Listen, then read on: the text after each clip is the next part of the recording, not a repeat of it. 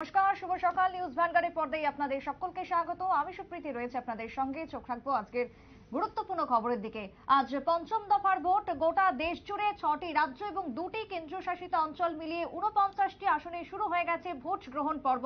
এই ভোট গ্রহণ পর্বতে আমরা যে রাজ্যগুলোর দিকে নজর রাখবো তার মধ্যে বাংলা, বিহার, উড়িষ্যা, মহারাষ্ট্র, ঝাড়খণ্ড, উত্তরপ্রদেশ রয়েছে। প্রত্যেকটা রাজ্যে ভোট গ্রহণ, আর এই ভোট গ্রহণ সকাল থেকে শুরু হয়ে গেছে। ঘড়ির কাঁটায় 9টা 2 ঘন্টা অতিক্রম, এখনো পর্যন্ত ভোট চলছে। বিভিন্ন ক্ষেত্রে পশ্চিমবঙ্গ থেকে উঠে আসছে বেশ কিছু বিক্ষিপ্ত খবর, তবে ভোট গ্রহণ চলছে শান্তিপূর্ণভাবে। অন্যদিকে রাহুল, স্মৃতি এবং রাজনাথ সিংয়ের অগ্নি পরীক্ষা আজকের এই দিনে, কারণ পঞ্চম দফার ভোট। রায়বেরেলি থেকে শুরু করে আমেঠি গুরুত্বপূর্ণ একটি কেন্দ্র, যে দুটি কেন্দ্রের দিকে নজর রয়েছে গোটা দেশের। রাহুল গান্ধী রায়বেরেলি, আমেঠিতে স্মৃতি ইরানি প্রতিদ্বন্দ্বিতায় রয়েছেন, মুম্বাই উত্তরে রয়েছেন পীযূষ গোয়েল। এই সমস্ত দিকে নজর রাখবো। তবে উত্তরপ্রদেশ কি ধরে রাখতে পারবেন রাহুল গান্ধী? সব থেকে বড় প্রশ্ন। পঞ্চম দফার ভোটের দিন সকাল থেকে উঠতে শুরু করেছে গোটা দেশ তাকিয়ে রয়েছে রায়বেরেলি এবং আমেঠির দিকে। আরো একবার জানিয়ে রাখি, আজ পঞ্চম দফার ভোট শুরু হয়ে গেছে। 6টি রাজ্য এবং 2টি কেন্দ্রশাসিত অঞ্চল মিলিয়ে 49টি আসনে ভোট হচ্ছে। 695 জন প্রার্থী আজকে রয়েছেন ভাগ্য পরীক্ষার এই লড়াইতে। তবে পশ্চিমবঙ্গতেও ভোট রয়েছে, যেখানে 3 জেলার 7টি আসনে ভোট ইতিমধ্যেই পশ্চিমবঙ্গে। আমরা নজর রাখবো সারা দেশের দিকে, বিভিন্ন আপডেট খবর তুলে ধরবো। তবে আজকে এই মুহূর্তে স্টুডিওতে আমার সঙ্গে রয়েছেন বিশেষ অতিথি সাংবাদিক মণিময় রায় রয়েছেন আমার সঙ্গে এই মুহূর্তে। মণিময় বাবু, স্বাগত। আমরা ভোট নিয়ে আলোচনা করব। মণিময় বাবু, শুরুতেই যেহেতু বলছিলাম যে আজকে গোটা দেশেরই নজর রয়েছে রায়বেরেলি এবং আমেঠির দিকে, কি মনে হয় রাহুল গান্ধী কি তাহলে পারবে উত্তরপ্রদেশ ধরে রাখতে? শুরুতেই যদি এই আলোচনা দিয়ে আজকে শুরু করি, কি মনে হয়? না, এক্ষুনি তো ধরুন এটা গণৎকারের মতো বলা হয়ে যাবে, মাত্র শুরু হলো ভোটিং।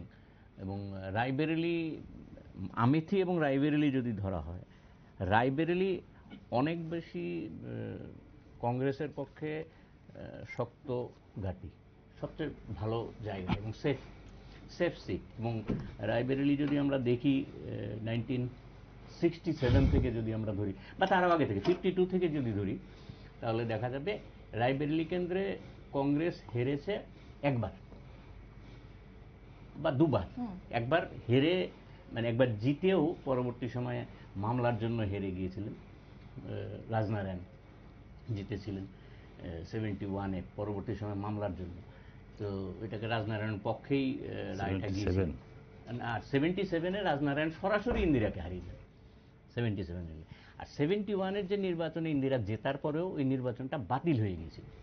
জগমোহনলাল সিনহার এলাহাবাদ হাইকোর্ট এটাকে বাতিল করে দেন। পরবর্তী সময় ইন্দিরা এটা জেতেন সুপ্রিম কোর্টে গিয়ে। তার মানে অবশ্য এমার্জেন্সি হয়ে যায়। তো এছাড়া টোটাল যে জায়গাটা, রায়বেরেলি কেন্দ্রটা কংগ্রেসের জন্য অত্যন্ত সেফ সিট এই আমেথির তুলনায়। আমেথিতে ওলটপালট হয়েছে অনেক সময়ই হয়েছে।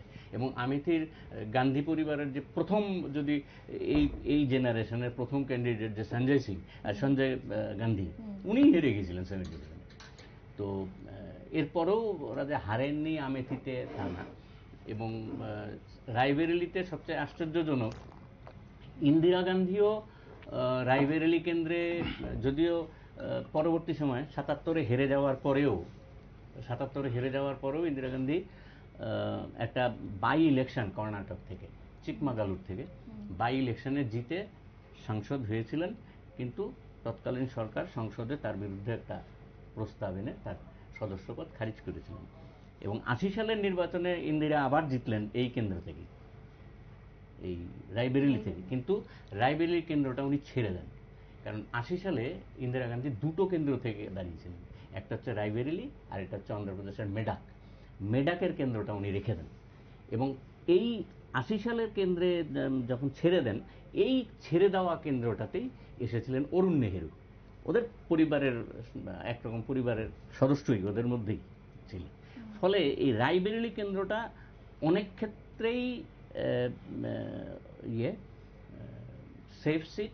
এবং 96 এবং 98 সালে যদি দেখা যায়, এই রায়বেরেলি কেন্দ্রে অশোক সিং, বিজেপির একজন অশোক সিং বলে একজন জিতেছিলেন অল্প কিছুদিনের জন্য। কিন্তু পরবর্তী সময় 2004 সাল থেকে এখন ধারাবাহিকভাবে সোনিয়া গান্ধী এখানে জিতেছেন।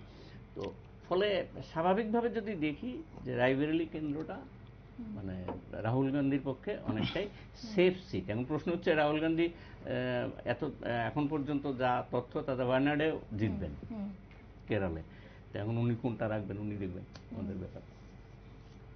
আর যেটা বললেন ইয়ের কথা, আমেথির কথা, আমেথিতে মানে এই গতবারের তুলনায় এবার একটা সমস্যাটা হচ্ছে কি, এবার প্রায় 1:1 ফাইট হচ্ছে। গতবার মানে 2019-এ সমাজবাদী পার্টির সাপোর্ট ছিল, ওরা প্রার্থী দেননি, কিন্তু ওরা সরাসরি এই কেন্দ্রে রাহুল গান্ধীর হয়ে নামেননি, এটা একটা অভিযোগ ছিল কংগ্রেসের। এখন এই আমেথিতে রাহুল গান্ধীর হয়ে প্রত্যক্ষ প্রচারে এসছেন, ব্যাপকভাবে প্রচারে এসছেন, এবং উত্তরপ্রদেশেই প্রচারে আসছেন, যদিও কংগ্রেসের 17খানা সিটে ওদের প্রার্থী আছে। আর এই জায়গাটাতেই প্রিয়াঙ্কা গান্ধী একটা ফ্যাক্টর হয়ে দাঁড়িয়েছে আমেথিতে, কারণ দীর্ঘ সময় ধরেই উনি এখানে রয়েছেন, গত 15 দিন ধরে ওখানে পড়ে আছেন, এটা একটা ফ্যাক্টর বলে মনে হচ্ছে। একেবারে আমরা নজর রাখবো আমেঠির দিকে, রায়বেরেলির দিকে নজর রাখবো। তবে এবার যাবো পশ্চিমবঙ্গের দিকে, যেখানেও ভোট চলছে। এখনো পর্যন্ত পশ্চিমবঙ্গের কথা যদি বলি, 3 জেলার 7 আসনে ভোট, এবং সেই জায়গাতে দাঁড়িয়ে নজর রাখবো প্রথমে ব্যারাকপুরের দিকে, যেখানে ভোট চলছে এবং সকাল থেকে বেশ কিছু বিক্ষিপ্ত ঘটনার খবর উঠে আসছে। এবং সেখানের প্রার্থী, বিজেপি প্রার্থী অর্জুন সিং, তিনি কি জানিয়েছেন, ঠিক কি অভিযোগ করেছেন, আজকে শুরুতে দেখাবো ব্যারাকপুরের বিজেপি প্রার্থী অর্জুন সিং এর সেই অভিযোগ। कंपटीटर तो तृणमूल कांग्रेस ही है और दूसरा आज चुनाव कैसा कैसा चलने वाला है, और जो आपका ओपोनेंट है क्या कहना है उसको, जो ओपोनेंट है उसको मैं एक ही बात कहूँगा कि चुनाव शांतिपूर्ण होने दो। अगर चुनाव इस तरह से अपराधी तब हावी रहेंगे तो ये चुनाव शांतिपूर्ण नहीं हो सकता। निकलते हैं, शिकायतें मिल रही है अभी तक। हाँ, 3 बूथों पर शिकायतें मिली है, 123, 198, 199 आमडंगा में। ये यहाँ एजेंट को मार के भगा दिए गए। 98 में पैरामिलिट्री नहीं है, और 123 में पैरामिलिट्री की उपस्थिति में एजेंट का फॉर्म फाड़ दिया गया है, जो लीडर होता है। ये बहुत ही अन्याय बात है, और मैं पार्थोभूमि को स्पष्ट करना चाहता हूँ, ये खेला मत खेलो, ये खेला खेलोगे तो दिक्कत है। क्या शिकायत है पार्थोभूमि की? ये शिकायत है उन्हीं के इशारे पर ये हो रही है, और तृणमूल के एजेंट जो है, तृणमूल के लोग जो हैं, इस तरह की गुंडागर्दी कर रहे हैं। हो रहा है, और पार्सो मोहम्मद ने इंस्ट्रक्शन देकर कल रात में भी सारा आइन कानून के बाहर करके इलेक्शन रूल को बाहर करते हुए उसने हर जगह पर रात में पैसा बांटने का काम किया है, और ये गुंडागर्दी कराने के लिए वो सारा काम कर रहा है। बैरकपुर में कभी भी चुनाव शांतिपूर्ण नहीं होते, क्या उम्मीद है? अच्छी बात है, नहीं होता है तो चेष्टा करेंगे, इस बार हो, और नहीं होगा तो इसकी जिम्मेवार सरकारी पार्टी है, मुझे मेरी जिम्मेवारी है। पर इस बार बैरकपुर की जनता अर्जुन सिंह के नाम पे वोट दे रही है या पीएम मोदी के नाम पे? पीएम मोदी। तो ये अर्जुन सिंह है। আমরা শুনলাম এই মুহূর্তে দাঁড়িয়ে অর্জুন সিং এর যে বক্তব্য উঠে এসেছে ব্যারাকপুরে, সেখানে বেশ কিছু ক্ষেত্রে অভিযোগ, যার মধ্যে আমডাঙ্গা সহ 123, 198 নম্বর বুথে পোলিং এজেন্ট দিতে দেওয়া হয়নি, এমনটাই অভিযোগ উঠে এসেছে। তার সঙ্গে ব্যারাকপুর শিল্পাঞ্চল, সেই শিল্পাঞ্চলকে কেন্দ্র করে সেখানে পোলিং এজেন্ট দিতে না দেওয়াকে ঘিরে কি জানা যাচ্ছে, আমরা কথা বলবো। এই মুহূর্তে আমি মণিময়দার কাছে আরো একবার যাব, যে অভিযোগ আমরা পেলাম অর্জুন সিং যে অভিযোগ করছেন, সকাল থেকে ব্যারাকপুর সহ বেশ কিছু জায়গাতেই নাকি পোলিং এজেন্ট দেওয়া হয়নি, নির্বাচন কমিশনের ইতিমধ্যে দ্বারস্থ হয়েছেন তিনি, কি বলবেন? অর্জুন সিং এখন আপাতত বিজেপি দলে আছে, আপাতত শব্দটা ব্যবহার করলাম, উনি কোথায় কখন থাকেন তো বুঝি না আসলে। 4 শুধু উনার না, অনেকের ক্ষেত্রেই প্রযোজ্য। আমরা ভোট দেই কাকে, আর শেষ পর্যন্ত ওটা কোথায় থাকবে বলা মুশকিল। যাই হোক, এখন যা বাইকটা শুনলাম তাতে মনে হচ্ছে উনি বিজেপিরই প্রার্থী আছেন, তো ফলে ওনার অভিযোগটা তো নিশ্চয়ই দেখতে হবে। আমরা প্রথম দিন থেকে আপনাদের এই চ্যানেলে বসেই বারবার বলেছি, আমরা নির্বাচন কমিশন সম্পর্কে আমাদের ধারণা, আমার ব্যক্তিগতভাবে ধারণাটা খুব একটা ভালো না। এই সমস্ত জায়গায় তো নির্বাচন কমিশন তার দায়িত্ব নেবেন। আমরা তো তাদের মানে গাল ভরা সমস্ত বিষয় টিষয় শুনি, সমস্ত কিছু তাদের কন্ট্রোলে আছে ইত্যাদি ইত্যাদি। কোথায় কন্ট্রোল? এগুলি কি হচ্ছে? এগুলি এই স্বাধীন ভারতবর্ষের একটা গণতান্ত্রিক প্রক্রিয়া, বৃহত্তম গণতান্ত্রিক প্রক্রিয়ার ভেতরে একটা কেন্দ্রে একটা পোলিং এজেন্ট দিতে পারবে না, এই অভিযোগ আসবে। কার বিরুদ্ধে অভিযোগটা? ইলেকশন কমিশনের এগেইনস্টে অভিযোগ। তোমার যা প্রক্রিয়া আছে তুমি সেগুলি পালন করো।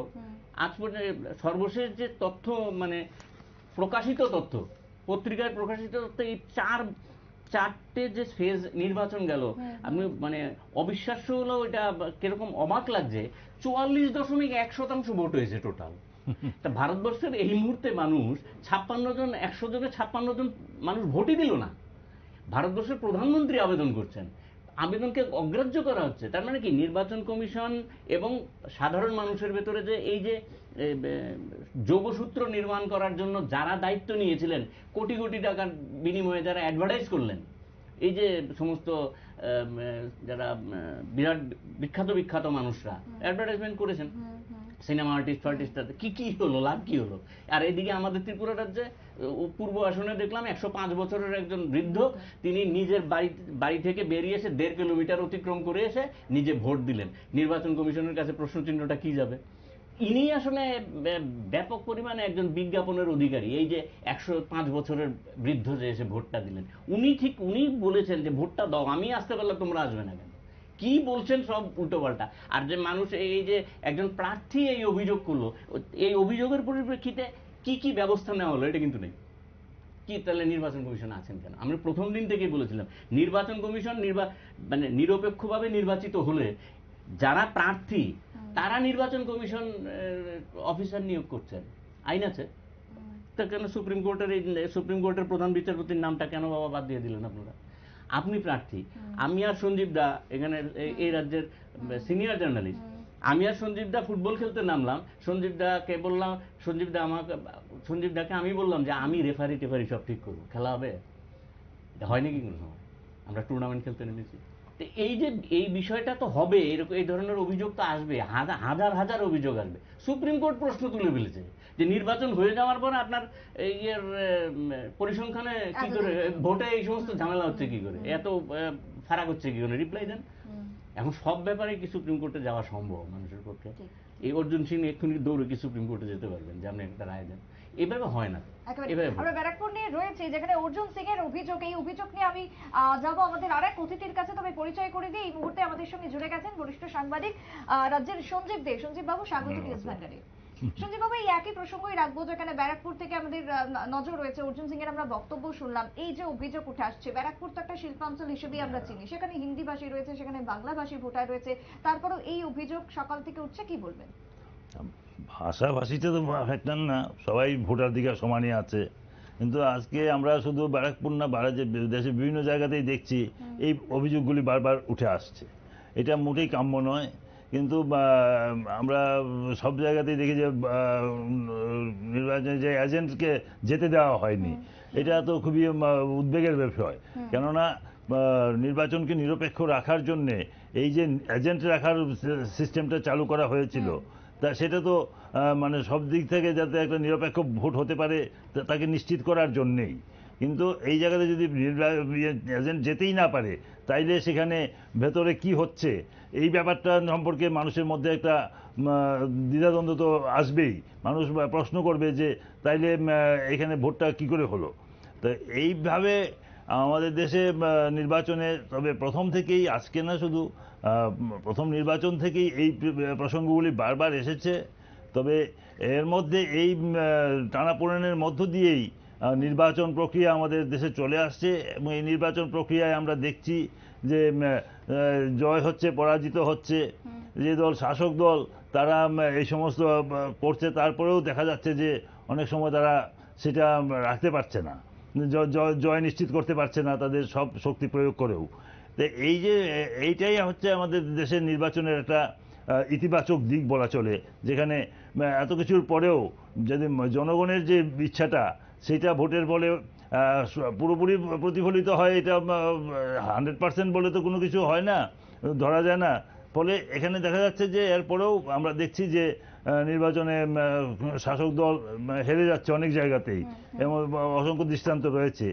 তো সেই ক্ষেত্রে এই যে নির্বাচনের নিশ্চয়তা রাখার জন্য নির্বাচন কমিশনেরও দায়িত্ব রয়েছে, আবার তার কিছু সীমাবদ্ধতাও রয়েছে। কেননা আমাদের দেশে যে প্রশাসনিক ব্যবস্থাটা, যেই প্রশাসনের মধ্য দিয়ে নির্বাচন কমিশনকে এই নির্বাচন পরিচালনা করতে হয়, সেই প্রশাসন আবার কোনো একটা রাজনৈতিক দলের যে সরকার আছে, তো তার প্রভাব এখানে থেকেই যায়। সেই বিতর্কগুলি তো এখানে আজকে নতুন কিছু নয়, এটা চিরকালই চলে আসছে। এখনও সেই বিতর্ক রয়েছে, বিভিন্ন জায়গায় এই প্রশ্ন উঠছে।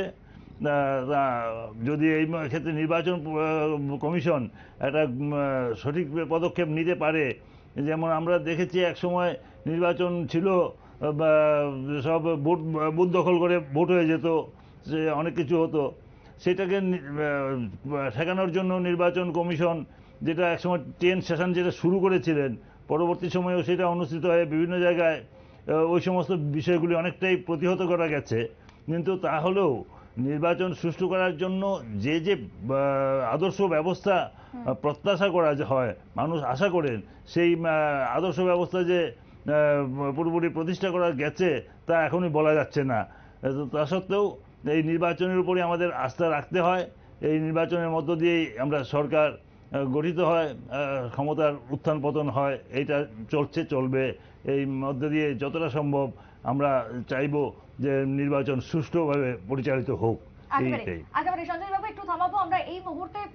পশ্চিমবঙ্গের যে সকাল 9টা পর্যন্ত ভোটের হার, সেটা এখনো পর্যন্ত উঠে এসেছে 15.35% সকাল 9টা পর্যন্ত। আমরা অর্জুন সিং এর বক্তব্য শুনছিলাম। এবার সরাসরি চলে যাব হুগলির দিকে। পশ্চিমবঙ্গের উত্তর 24 পরগনা, হাওড়া এবং হুগলি, এই তিনটি আসন অত্যন্ত গুরুত্বপূর্ণ। যে হুগলিতে এবারে বিজেপি প্রার্থী লকেট চট্টোপাধ্যায়, তিনি সরাসরি অভিযোগ করলেন যে তৃণমূল কংগ্রেস যদি ভোট রিগিং করে তাহলে পাল্টা আমরাও দেখিয়ে দেবো। লকেট চট্টোপাধ্যায় হুগলি থেকে কি বলেছেন শোনাবো।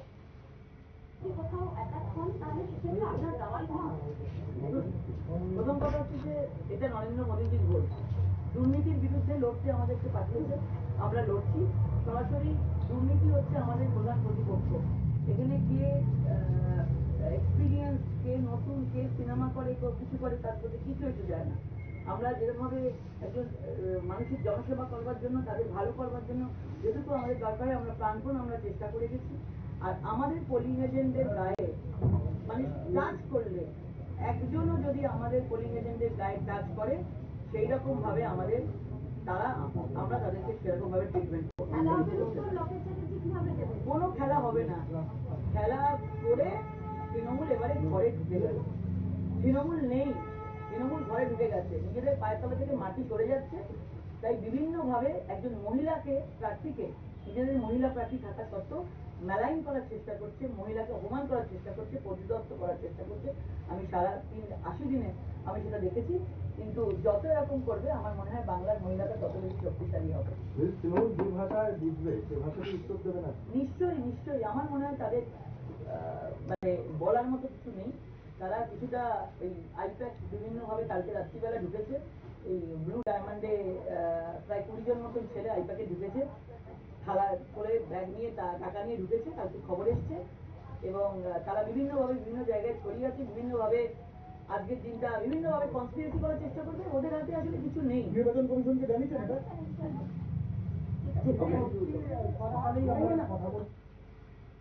আপনারা শুনলেন লকেট চট্টোপাধ্যায়ের বক্তব্য। এবং এই হুগলি, যেখানে দুই তারকা প্রার্থীর লড়াই, একদিকে বিজেপির লকেট চট্টোপাধ্যায়, অন্যদিকে তৃণমূলের রচনা বন্দ্যোপাধ্যায় রয়েছে। তবে সেই জায়গাতে দাঁড়িয়ে আমি সরাসরি চলে যাব আবারও প্রশ্নে।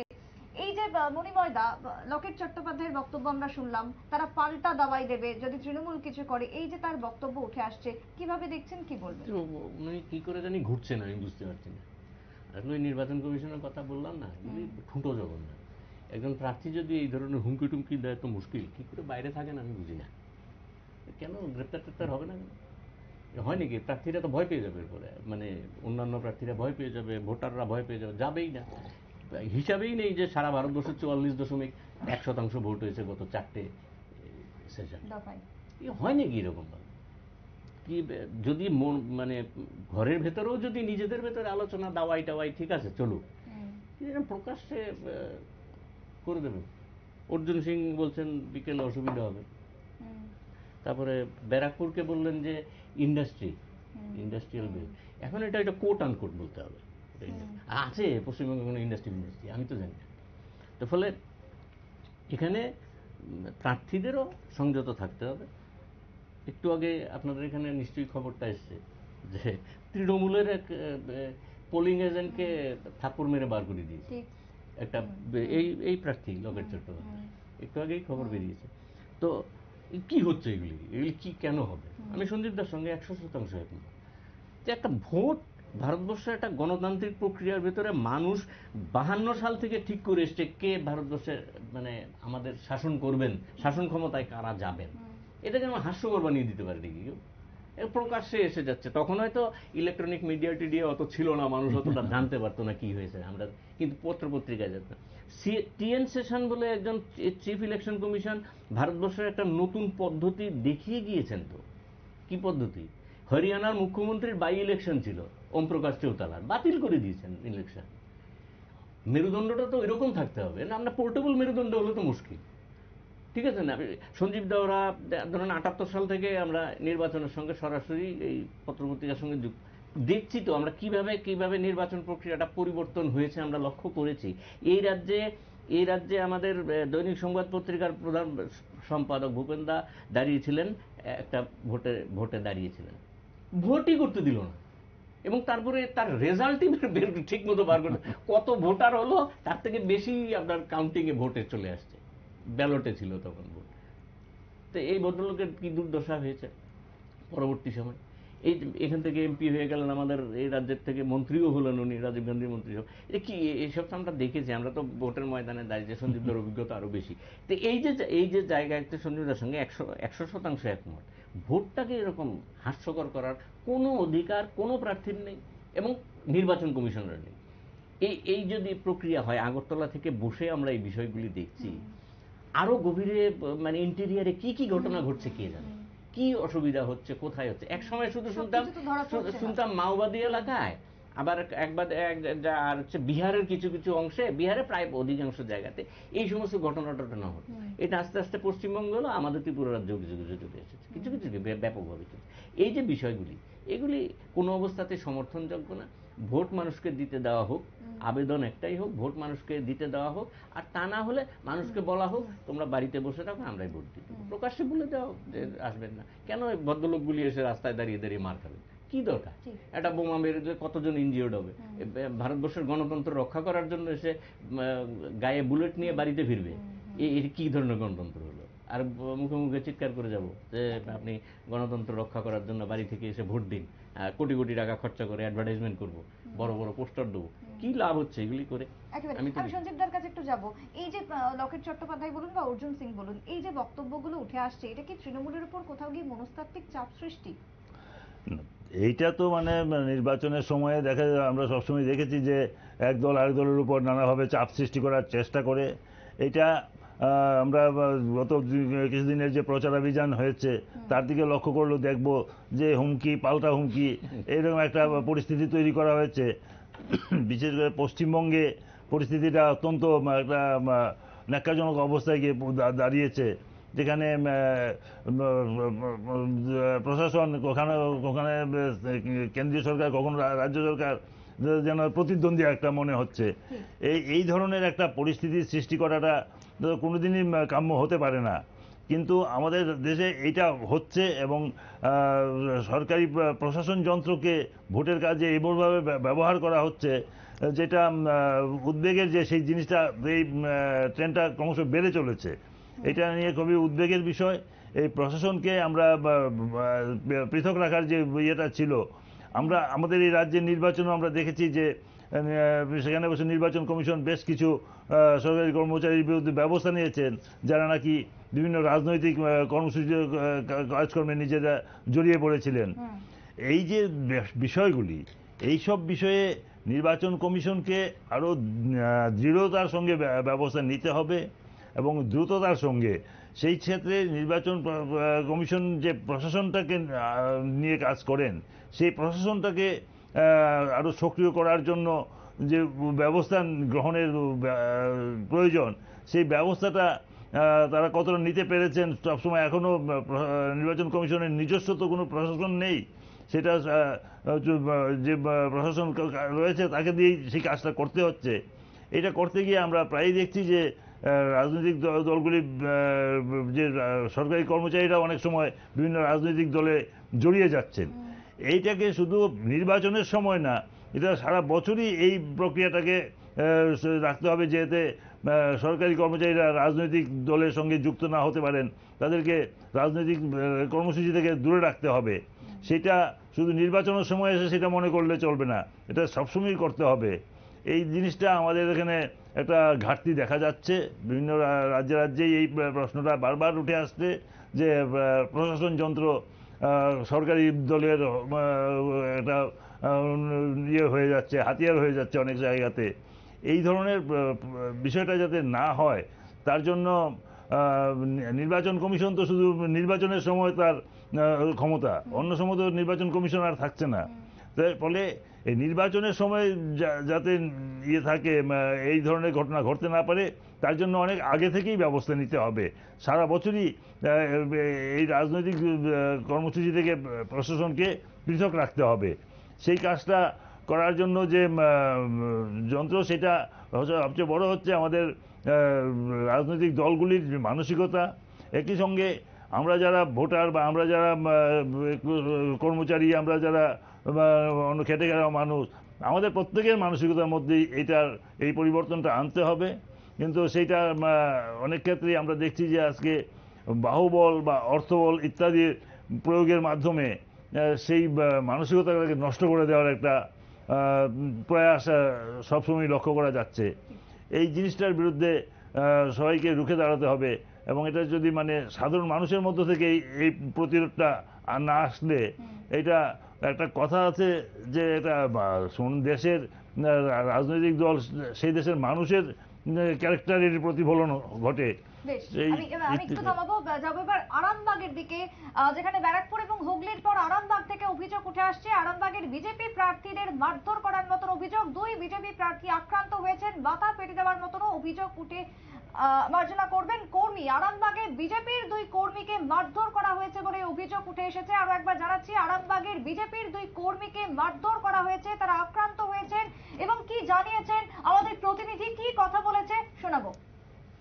লোকেরা আমরা আসছিলাম প্রথম দিকে, ওই আমাদের একটা যে বৈঠক করা ছিল বাড়ি থেকে, এবার যে যার বাড়ি এসেছি, রাত হয়ে গেছে, কালকে ভোট আছে, তো সকাল সকাল সব উঠবে বলে আসছিল না। ওরা কি করেছে, জয় শ্রীরাম বলে আর অমনি আমাদেরকে ঘেরে আর ওই যে রেডি করে নিয়ে এসছে একবারে, ছুরি বা এরকম লাঠি, শাবল, ভর, হ্যান ত্যান করে সব পিস্তলও দেখাচ্ছে, আবার ওদিকে আবার পিস্তল করে আবার মেরে দেবো।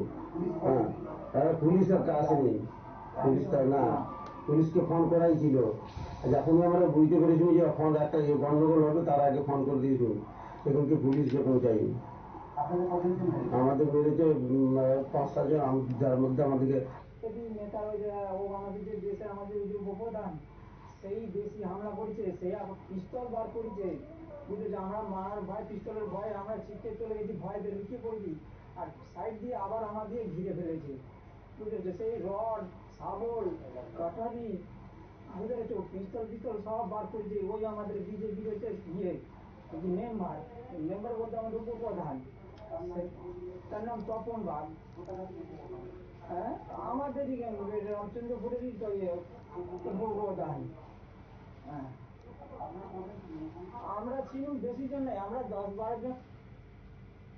আপনারা শুনলেন আরামবাগ থেকে বিজেপির কর্মীদের অভিযোগ, যেখানে আক্রান্ত হয়েছেন তারা, এবং ইতিমধ্যেই অভিযোগ উঠে আসছে আরো একবার শাসকের বিরুদ্ধে। তবে আমরা পশ্চিমবঙ্গে তো রয়েছি, পশ্চিমবঙ্গের পাশাপাশি আবারও যদি একটু দেশীয় ভাবে যাই, যদি রাজনীতির ক্ষেত্রে যদি উত্তরপ্রদেশের দিকে নজর দিই, সেখানে যোগী আদিত্যনাথের কাছে এবারে কতটা পরীক্ষা বলে মনে হয়? মণিময়দার কাছে রাখবো এই প্রশ্ন, কারণ তিনি আস্তে আস্তে আমরা দেখছি ইন্টারন্যাশনাল যে রাজনীতি সেখানে প্রবেশ করে ফেলেছে।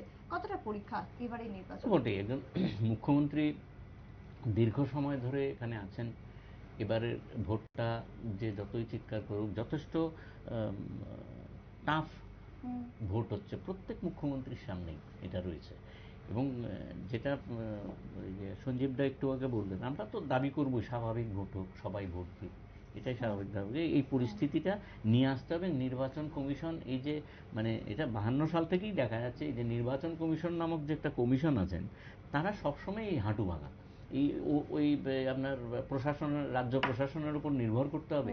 এখন পর্যন্ত তারা যদিও স্বয়ংশাসিত সংস্থা, বলা হচ্ছে কোট অ্যান্ড কোট, কিন্তু এদের নিজেদের কিছুই নেই, এদের নিজেদের পুলিশ থাকে না, কিছুই থাকে না, রাজ্য প্রশাসনের উপর, প্রিসাইডিং অফিসার রাজ্য প্রশাসনের উপর নির্ভর করতে হয়। আপনি চিন্তা করুন, একটু আগে যে হাওড়া লিলুয়াতে এক প্রিসাইডিং অফিসার নিজে অভিযোগ করছেন ওনাকে চড়চাপড় মারা হয়েছে বুথের ভেতরে। কারা মারলো এটা? কারা মারলো? প্রিসাইডিং অফিসার এই যে 100 গজ বা 200 গজের জায়গাটা যে থাকে, এই জায়গার ভেতরে উনি যে ক্ষমতাটা ভোগ করেন এটা হচ্ছে ম্যাজিস্ট্রেটিয়াল ক্ষমতা। উনি গুলি করারও নির্দেশ দিতে পারেন, অ্যারেস্ট করার তো বটেই, উনি একজন ম্যাজিস্ট্রেটিয়াল যে পাওয়ার থাকে এই পাওয়ার এখানে দেখাতে পারেন। তো উনি কি করছেন এখানে? নিশ্চিতভাবে যারা চর্চাপড় মেরেছেন, উনি যাকে সমর্থন করেন ওই দলের লোক হবে, নাম বলছেন না কেন? বিজেপির যিনি প্রার্থী আছেন উনি তো সরাসরি অভিযোগ করছেন এখানে কারা করেছেন। একজন প্রার্থী অভিযোগ করছেন, তার গুরুত্ব দেওয়া হবে না? এটা হয় নাকি কোনো সময়? পৃথিবীর কোনো জায়গায় হচ্ছে? সমস্ত বিশ্বটা ভারতবর্ষের এই নির্বাচন প্রক্রিয়াটার দিকে নজর রাখছেন, মন্তব্য করছেন তারা। তা কোথায় যাব আমরা?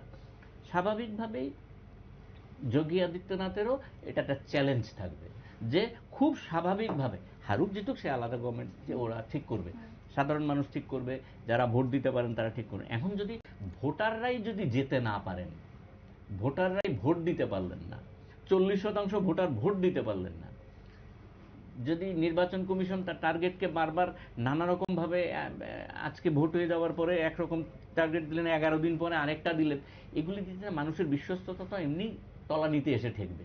স্বাভাবিকভাবে যতটুকু দায়িত্ব রাজ্য প্রশাসনের ওপর পড়ে, এই প্রশাসনের সেই দায়িত্বটা পালন করা উচিত। আমি সঞ্জীব দার সঙ্গে 100% একমত। কিন্তু এখানে আদিত্যনাথের কথা এসেছেন, এখানে নির্বাচনের ক্ষেত্রে আদিত্যনাথের কিছু করার নেই, তার যেটা করতে হবে সেটা পলিটিক্যালি করতে হবে। আপনি যেটা বলছেন সেটা হচ্ছে তার পলিটিক্যালি তার সাফল্য কতটুকু সেটা নিরীক্ষণ করতে হবে। তাতে কি হবে? উনি যদি পলিটিক্যালি ফেল করেন তাকে হয়তো মুখ্যমন্ত্রী থেকে সরিয়ে দেওয়া হবে, অথবা উনি পলিটিক্যালি যদি সাকসেস হন, এই মুখ্যমন্ত্রীর উপরে আর ওনার যাওয়ার জায়গা কোথায়? তারপরে তো কেন্দ্রীয় সরকারে নিয়ে যাবেন। অনেক ক্ষেত্রে মুখ্যমন্ত্রীরা ভাবেন কেন্দ্রীয় সরকারের কোনো মন্ত্রী করে নিয়ে গেলে সেটা তাকে পানিশমেন্ট দেওয়া হলো, কেউ কেউ ভাবেন। মানে এখন যে পলিটিক্যাল যে সিনারিওটা হয় এটা এরকমই ভাবে যে আমি রাজ্য থেকে কেন্দ্রে কোনো মন্ত্রী, রাজ্যের একজন মুখ্যমন্ত্রী তাকে কেন্দ্রের একজন ক্যাবিনেট মন্ত্রী করে নিয়ে যাওয়া মানে তাকে একটা পানিশমেন্ট। এই যে বিষয়গুলি এগুলি থাকে। আদিত্যনাথ দীর্ঘদিন এখানে রয়েছেন, কিছু অ্যান্টি ইনকামবেন্সি থাকে, ওনারও আছে কিছু কিছু জায়গায়। গতকাল সমাজবাদী পার্টির যে প্রধান আর রাহুল গান্ধীর একটা সভা ছিল, সভাটা এত মানুষ হয়েছে যে লোক পদপিষ্ট হয়ে মরে যাওয়ার একটা সম্ভাবনা দেখা যাওয়াতে সভাটা বানচাল করতে হলো। রাহুল গান্ধী বক্তৃতা দেওয়ার পরে আর কেউ বক্তৃতা দিতে পারেনি। সবাই এসে প্রার্থী মানে রাহুল গান্ধী আর সমাজবাদী পার্টির নেতাকে ধরার জন্য চেষ্টা করছে। এখানে যদি একটা গন্ডগোল হয়ে যেত তার দায়টা কার ওপর পড়তো? রাজ্য প্রশাসনের ওপর প্রাথমিকভাবে মানুষ যেটা দেখতো। কিন্তু এখন নির্বাচন কমিশনের আন্ডারে চলে গিয়েছে বিষয়টা, মানুষ তো স্বাভাবিকভাবে এটা দেখবে না, ওই আদিত্যনাথের উপরে আসতো। যাই হোক, সভাটা আর শেষ পর্যন্ত হয়নি, মানুষরা যার যার মতো চলে গেছে, কোনো বড় অঘটন ঘটেছে বলে আমাদের কাছে খবর নেই। যে কথাটা বললেন যে হ্যাঁ, সমস্ত মুখ্যমন্ত্রীদের কাছে এটা একটা অ্যাসিড টেস্ট, তার জন্য উড়িষ্যার কাছে কি হবে? বিজেপি দল একটা রেজিমেন্টের দল, তাদের একটা সিদ্ধান্ত নেওয়ার জায়গা আছে, কোন জায়গায় সিদ্ধান্ত হবে, কার পারফরমেন্স কি হলো, তারা একটা ব্যাপক নিজেদের ভেতরে আলোচনা করে তারপরে একজন মুখ্যমন্ত্রী ঠিক করবেন বা মুখ্যমন্ত্রীকে সরাবেন। সেই দিক থেকে আদিত্যনাথের কাছে তো এখানে এই 80খানা সিট একটা গুরুত্বপূর্ণ সিট, গুরুত্বপূর্ণ বিষয়। গতবার যত সিট পেয়েছিলেন তার থেকে কমে গেলে তার উপর প্রশ্নচিহ্ন উঠবে। ইতিমধ্যেই পত্রপত্রিকায় আপনারা দেখছেন তার একটা প্যারালাল লোক দাঁড়িয়ে গেছেন। সমস্ত পলিটিক্যাল দলেই এই ধরনের ঘটনা থাকে, রাজ্যে ক্ষমতাসীন থাকে। আমাদের এখানেও দেখেছি, আমরা অনেক দিন ধরেই দেখেছি। এই যে রেজিমেন্টের দল তো বামপন্থী দলরাও আছে, ওদের কি প্যারালাল কেউ থাকতো না যে আমি একটু মুখ্যমন্ত্রী দেখি, এরকম থাকে তো। কিন্তু তাদেরও বিজেপির মতোই একটা নির্দিষ্ট জায়গা থেকে ঠিক হয়, এটা ডিসিপ্লিনের অংশ প্রত্যেকের, বিজেপিরও তাই। কিন্তু যদি আপনি বলেন উড়িষ্যার ক্ষেত্রে কি তা হবে নাকি? নবীন পট্টনায়ক যদি এবার রেজাল্ট খারাপ করে নবীন পট্টনায়ককে সরাবেটাকে মুখ্যমন্ত্রী থেকে, এটা আবার আঞ্চলিক দলের মধ্যে পড়ে যায়। ফলে সমস্ত ভারতবর্ষের রাজনৈতিক চিন্তা ভাবনাটা বিভিন্ন রকম ভাবে হয়ে গেছে। আপনি চিন্তা করে দেখেন, নবীন পট্টনায়ক এনডিএর অন্তর্ভুক্ত ছিল, নবীন পট্টনায়কের দল ওখানে নিজেরা লড়াই করছে এই জায়গায়। আগের বারও তাই ঘটনা তাই হয়েছে। পরবর্তী সময়ে তারা সেন্ট্রাল গভর্নমেন্টের পক্ষে ছিল, যদিও তাদের কোনো কেন্দ্রীয় মন্ত্রিসভায় তাদের কোনো সদস্য ছিলেন না। পরবর্তী সময়ে তারা একটু আইসোলেটেড হয়ে যান। পরবর্তী সময়ে এই সময়ে আবার তাদের একটা সিট অ্যাডজাস্টমেন্টের চেষ্টা হচ্ছিল, শেষ পর্যন্ত বানচাল হয়ে যায়। তাহলে তারা এখন এনডিএর অংশ না। এখন যদি উড়িষ্যায় যদি গন্ডগোলটা হয়, উড়িষ্যায় যদি রেজাল্ট খারাপ হয়, তাহলে কি হবে? বিহারে যদি রেজাল্ট খারাপ হয়, মুখ্যমন্ত্রী চেঞ্জ করতে পারবে? কারণ মুখ্যমন্ত্রী তো বিজেপি দলের না, আরেক দলের। ওনার নাম আর একটা নতুন হয়ে গেছে এখন, কি সব পল্টুদা না কি জানি হয়ে গেছে সব নামটা। ফলে যাই হোক, উনি কোন সময় কোন দলে থাকেন কোনো ঠিক নেই। ফলে এই যে জায়গাটাতে এই যে সিনিয়র জার্নালিস্ট হিসেবে সঞ্জীব দা যে আশঙ্কাটা করছেন, যে এই যে রাজনৈতিক প্রেক্ষাপটগুলি এইভাবে যদি চেঞ্জ হয়ে যায়, মানুষের ভোটাধিকার কেড়ে নিয়ে যদি চেঞ্জ করা, তাহলে তো মুশকিল, তো কোথায় যাবে? সেই জন্যই আমার সঞ্জীব দার সঙ্গে আমিও আবেদন করব যে এই স্বাভাবিক পরিস্থিতিতে যাতে ভোট হয়, সেদিকে নির্বাচন কমিশন নজর রাখবে। ঠিক, আমরা আসবো এই আলোচনার মধ্যে। তবে এই মুহূর্তে আরো একবার ফিরে যাব পশ্চিমবঙ্গের দিকে, যেখানে ব্যারাকপুর লোকসভা কেন্দ্রের কাঁচরাপাড়া থেকে এই মুহূর্তে অভিযোগ উঠে এসেছে, যেখানে ভোট রিগিং করা হচ্ছে এমনটাই অভিযোগ উঠে এসেছে। প্রাক্তন রেলমন্ত্রী মুকুল রায়ের বাড়ির সামনে ভোট রিগিং। দেখাবো সেই ছবি।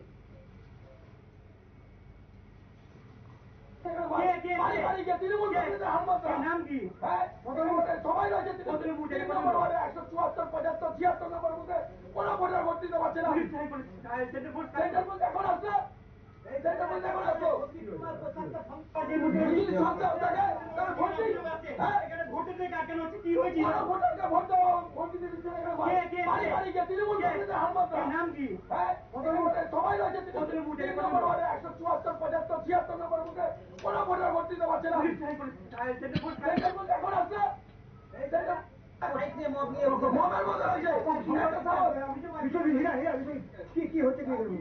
ভোট দিতে দিচ্ছে না তৃণমূলে হামলা। আমাদের মহিলা যারা এখানকার লোকাল রয়েছে ভোট দিতে পারছে না। 174, 75, 76 কাছাড় 3 নম্বর ওয়ার্ডে পুলিশের কোনো ভূমিকা নেই। আমরা চাইছি সাধারণ মানুষ ভোট দিক। यहाँ पे जो है सब आदमी वोट देगा। तृणमूल कांग्रेस हारमात्रा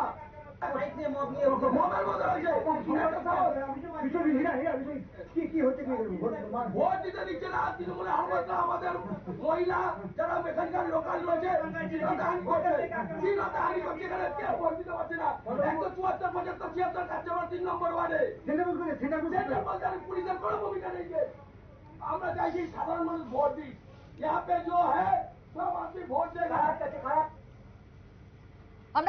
আপনারা দেখলেন ব্যারাকপুর লোকসভার কাঁচরাপাড়ার, যেখানে 3 নম্বর ওয়ার্ডের মধ্যে 174, 175 এবং 176 নম্বর বুথ থেকে অভিযোগ উঠে এসেছে, যেখানে কেউ ভোট দিতে পারছেন না এমনটাই অভিযোগ। এবং সেই জায়গায় অভিযোগের তীর শাসক দলের দিকে। তৃণমূল কংগ্রেস সেই জায়গাতে ভোট রিগিং করছে, কাউকে ভোট দিতে দেওয়া হচ্ছে না, শ্লীলতাহানির মতো অভিযোগ উঠে এসেছে। আমি যাব সঞ্জয় দার কাছে।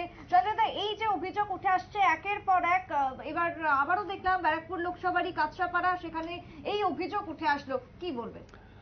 আমাদের নির্বাচনের এই একটা নেগেটিভ সাইড হয়ে যাচ্ছে, যে দল যেখানে ক্ষমতায় শক্তি বেশি, তারা সেখানে তাদের শক্তি প্রদর্শনের চেষ্টা করে, এবং সেখানেই বিরোধী দলের ভোটাররা যাতে ভোট দিতে না পারে তার জন্য বিভিন্নভাবে শক্তি প্রয়োগ করে। এবং এটা একটা নতুন ট্রেন্ড যে ভোটাররা যাতে ভোট কেন্দ্রে যে সামনে না করে অনেক দূরেই তাদেরকে বাড়ি থেকে বেরোতে দিচ্ছে না, তাদেরকে গ্রামের মধ্যে আটকে দিচ্ছে যাতে ভোট কেন্দ্রে না যেতে পারে। এই ধরনের ঘটনা হচ্ছে। এবং তৃণমূল কংগ্রেসের বিরুদ্ধে এই যে উনি যেই অভিযোগটা করলেন সেটা অত্যন্ত গুরুতর।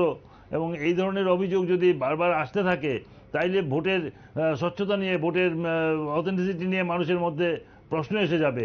এই ধরনের একে সবচেয়ে মুশকিলটা হচ্ছে এই অভিযোগের পরেও কোনো ব্যবস্থা নেই। সেখানে যে সঙ্গে সঙ্গে নির্বাচন কমিশন যে প্রতিনিধিরা সেখানে থাকবেন, যে অবজারভাররা থাকেন, সব জায়গাতেই অবজারভার থাকেন এইটা দেখার জন্যই।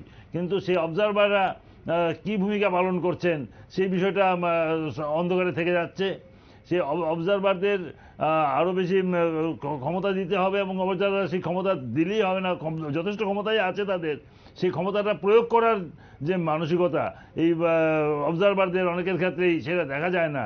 এই ক্ষেত্রে অবজারভারদের যে আমাদের নির্বাচনকে সুষ্ঠু করার জন্য এই অবজারভারদের যে কাজ করেন ওনারা, এটার উপর একটা পর্যবেক্ষণের ব্যবস্থা রাখা দরকার হয়ে পড়েছে, যাতে তারা তাদের দায়িত্ব সঠিকভাবে পালন করলেন কিনা তার একটা পর্যালোচনা যেন হয়, যাতে তারা সেটা হলেই তারা তাদের দায়িত্ব পালনের বিষয় আছে। কেননা এইখানে যারা পর্যবেক্ষক হয়ে আসেন তারা কিন্তু বিভিন্ন সরকারি দপ্তরের যথেষ্ট সিনিয়র অফিসাররাই এই পর্যবেক্ষকের দায়িত্বে থাকেন। তারা কেন তাদের ক্ষমতাটা প্রয়োগ করবেন না? তাদের সেই ক্ষমতাটা প্রয়োগ করতে হবে। এই জিনিসটা নিশ্চিত করার জন্য নির্বাচন কমিশন কে আরও সক্রিয় ভূমিকা নিতে হবে। সেই ক্ষেত্রে আমরা অনেক জায়গাতে একটা ঘাটতি রয়েছে বলে মনে হচ্ছে, আর নয়তো এই ধরনের অভিযোগ বারবার উঠে আসতে পারতো না। সেই ক্ষেত্রে নির্বাচন কমিশনের অবজারভারদের ভূমিকাটা নতুন করে একটু পর্যালোচনার প্রয়োজন হয়েছে। অর্থাৎ আজকের আলোচনার মধ্যে একটা বিষয় যেটা বারবার উঠে আসছে, নির্বাচন কমিশনের ভূমিকা এবং নির্বাচন কমিশনের দায়িত্ব নিয়ে। আমরা আবারও ফিরবো পশ্চিমবঙ্গের দিকে, যেখানে এবার যাব বনগাঁতে। বনগাঁ লোকসভার কল্যাণী বিধানসভার দিকে তাকাবো। সেখান থেকেও আবার উঠে এসেছে বেশ কিছু অভিযোগ। তবে বনগাঁ লোকসভা, যেখানে বিদায়ী মন্ত্রী শান্তনু ঠাকুর রয়েছে, তার কাছে একটা বড় চ্যালেঞ্জ বলা যেতে পারে এই ভোট। তবে এই মুহূর্তে কল্যাণী বিধানসভা থেকে মারধরের অভিযোগ উঠে এসেছে। বিজেপির বুথ এজেন্টকে মারধর করে বের করে দেওয়ার মতন অভিযোগ। আতঙ্ক রয়েছে ভোটারদের মধ্যে, ভোট দিতে পারছেন না। কি ছবি কল্যাণী থেকে উঠে এসেছে বনগাঁ লোকসভার, দেখাবো।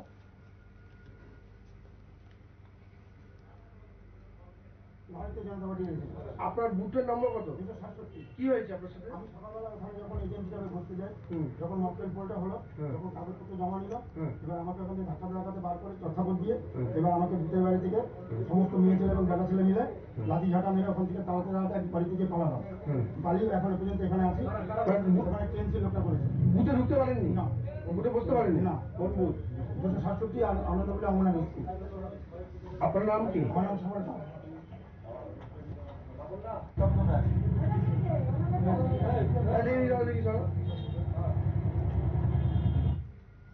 আপনারা শুনলেন অভিযোগ বনগাঁ লোকসভার কল্যাণী বিধানসভার গয়েশপুর আনন্দপল্লী, যেখানে বিজেপির বুথ এজেন্টকে মারধর করা হয়, মারধর করে বের করে দেওয়ার মতন অভিযোগ উঠে এসেছে 267 নম্বর বুথ থেকে। এমনটাই অভিযোগ।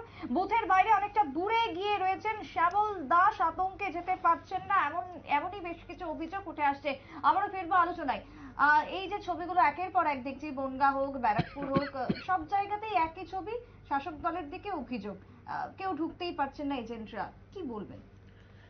না, নতুন করে তো কিছু বলার নেই। সবচেয়ে বলতে হবে বিকেল 5টা বা 5:30টার সময় যখন নির্বাচন কমিশন বলবে যে সুষ্ঠুভাবে নির্বাচন হয়েছে, এই কথাটা বলার পরেই আসলে কথাটা বলতে হবে। তখন দেখবেন আপনি স্বতঃস্ফূর্তভাবেই হাসছেন, কেমন, এবং নির্বাচন কমিশন হাসছে না তখন। ওই মাঝে মাঝে আমরা সিনেমা দেখতাম, লরেল হার্ডিং, খুব কৌতুক সিনেমা হতো, বা অনেক সময় ভানু বন্দ্যোপাধ্যায়ের সিনেমা টিনেমা দেখতাম। এরকমই মনে হচ্ছে আমার কাছে নির্বাচন কমিশন। এই অভিযোগগুলি, লোকটা মার খেলে ওইখানে প্রোটেকশন পাবে না।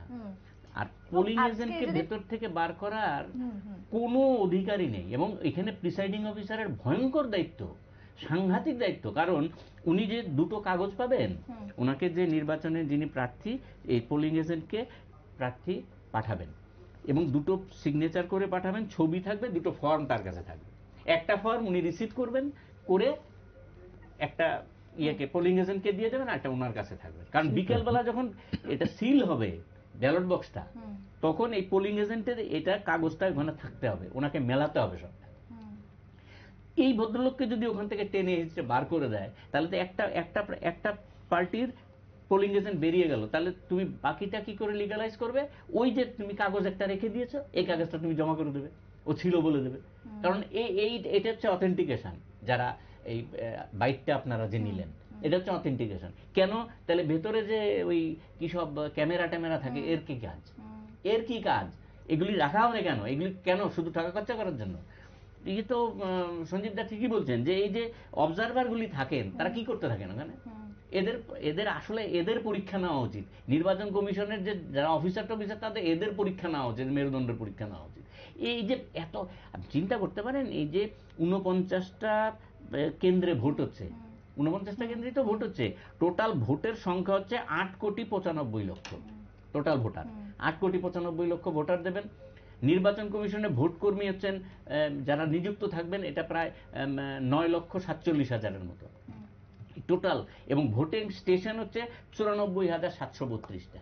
ঠিক আছে, এত বড় এই যে 94,732 বা 8,95,00,000 মানুষ ভোট দেবে, লোকসংখ্যা না কিন্তু ভোট দেবে, পৃথিবীর অনেক দেশের এত জনসংখ্যাই নেই।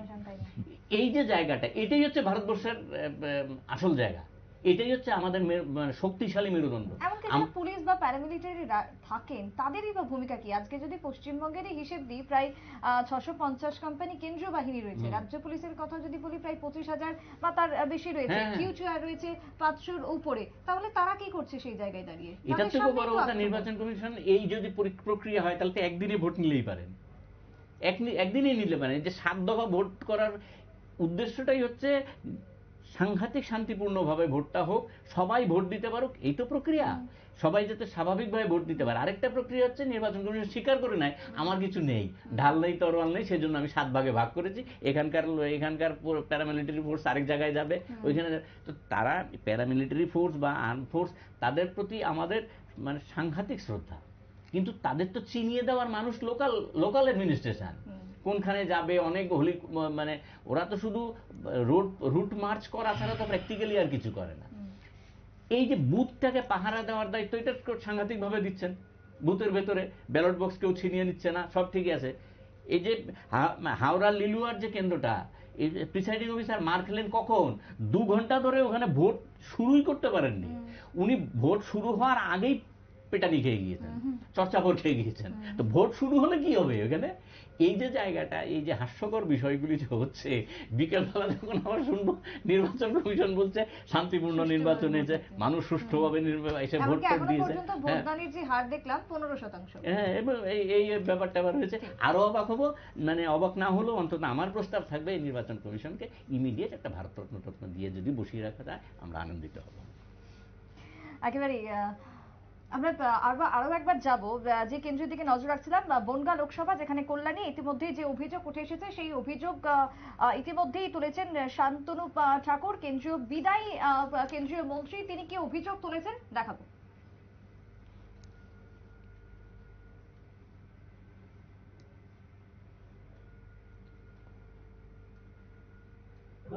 এখানে হচ্ছে সেটা সম্পূর্ণ গণতন্ত্র বিরোধী কাজ হচ্ছে, এবং পুলিশ সেই সাইরেনটা এখানে বাজাচ্ছে যে এখানে কেউ ঢোকার আগে সাইরেনটা দিয়ে দিলে সব বন্ধ হয়ে যাবে।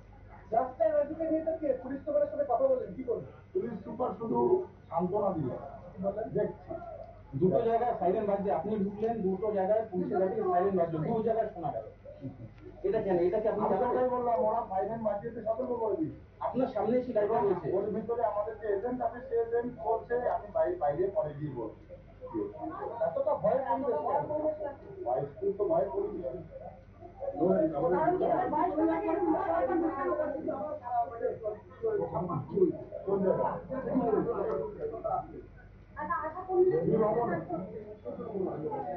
আমার চাপা শুরু। কেন্দ্রীয় বিদায়ী মন্ত্রী শান্তনু ঠাকুরের অভিযোগ আমরা শোনালাম, যেখানে জানিয়ে রাখবো কাটাগঞ্জ গোকুলপুর আদর্শ শিক্ষায়তন হাই স্কুল, যার বুথ নম্বর 271, ছাপ্পা ভোট দেওয়ার মতন অভিযোগ তৃণমূলের বিরুদ্ধে। বারবার যে অভিযোগ উঠে আসছে, বাংলার যে 7টি আসনে ভোট হচ্ছে সেখান থেকে একাংশ জায়গা থেকে অভিযোগ তৃণমূলের বিরুদ্ধে। তবে এবার 271 নম্বর বুথে অভিযোগ ছাপ্পা ভোট দেওয়ার মতন। বুথে গিয়ে পৌঁছালেন বিজেপির প্রার্থী শান্তনু ঠাকুর। পুলিশের নিষ্ক্রিয়তারও অভিযোগ তুলেছেন শান্তনু ঠাকুর। পাশাপাশি তিনি কেন্দ্রীয় বাহিনী ভুলভাবে পরিচালনা করা হচ্ছে, এমনটাই কিন্তু অভিযোগ তিনি তুলেছেন। অর্থাৎ একদিকে রাজ্য পুলিশ, অন্যদিকে তিনি কেন্দ্রীয় বাহিনীর দিকেও অভিযোগ তুলেছেন, নিষ্ক্রিয়তার অভিযোগ তুলেছেন শান্তনু ঠাকুর। সঞ্জয় দা, এই যে ওভারঅল যে ছবিগুলো আমরা দেখছি একের পর এক, কি বলবেন এখনো পর্যন্ত, কি মনে হচ্ছে? এই তো মানে একই ঘটনা ঘটে চলছে প্রথম থেকে সব জায়গাতে, এবং প্রতিটা নির্বাচনে একই ঘটনার পুনরাবৃত্তি ঘটছে। যেখানে নাকি যে দলের শক্তি আছে সে একজন কেন্দ্রীয় মন্ত্রী, উনি নিজেই নিজের নিরাপত্তা নিশ্চিত করতে পারছেন না। তাইলে সেখানে ভোটের পরিস্থিতিটা কি হচ্ছে? পশ্চিমবঙ্গের ভোটে সবসময় একটা হিংসার মধ্য দিয়ে হয়ে আমরা আগেও দেখেছি, পশ্চিমবঙ্গের নির্বাচনের ইতিহাস দেখলেও দেখা যাবে এইটাই। এবং এটা দিন দিন যে বেড়েই চলেছে। এবং এবারে তো যেরকম অবস্থা বিভিন্ন দেশ থেকে খবর আসছে, তাতে অনেক জায়গাতে যে ভোট, আসলে ভোট কি হচ্ছে এটা মানে বলা খুবই কঠিন হয়ে দাঁড়িয়েছে। সেখানে নির্বাচনটাকে একটা যেসব মনে হয় বলছে প্রহসন বা সেটা এরকম অনেক ক্ষেত্রে তাই হচ্ছে। মানে এখন এমন একটা জায়গা, গোটা দেশে কোথাও কিছু হোক না হোক, পশ্চিমবঙ্গে অশান্তি হবে। পশ্চিমবঙ্গের এই কুখ্যাতিটা আগে থেকে আছে এবং এটা আরো বাড়ছে। এটা একসময় আমরা দেখতাম যে অন্য বিহার, ইউপিতে নাকি বেশি হিংসা হয়, এখন দেখছি সেইটা চলে এসেছে পশ্চিমবঙ্গে। পশ্চিমবঙ্গের নির্বাচনে, প্রতিটা নির্বাচনে, আমরা গত পর্যায়ে নির্বাচনেও দেখলাম যে শিরোনাম হয়েছে যে পশ্চিমবঙ্গেই শুধু গোলমাল হয়েছে, আর কোথাও এই ধরনের হিংসাত্মক ঘটনার খবর নেই। তো এই যে পশ্চিমবঙ্গটা এরকম একটা জায়গায় গিয়ে দাঁড়াচ্ছে, এটা খুবই উদ্বেগের বিষয়। কেননা এখানে রাজনীতিটা বিভক্ত হয়ে আছে বিভিন্ন দলে।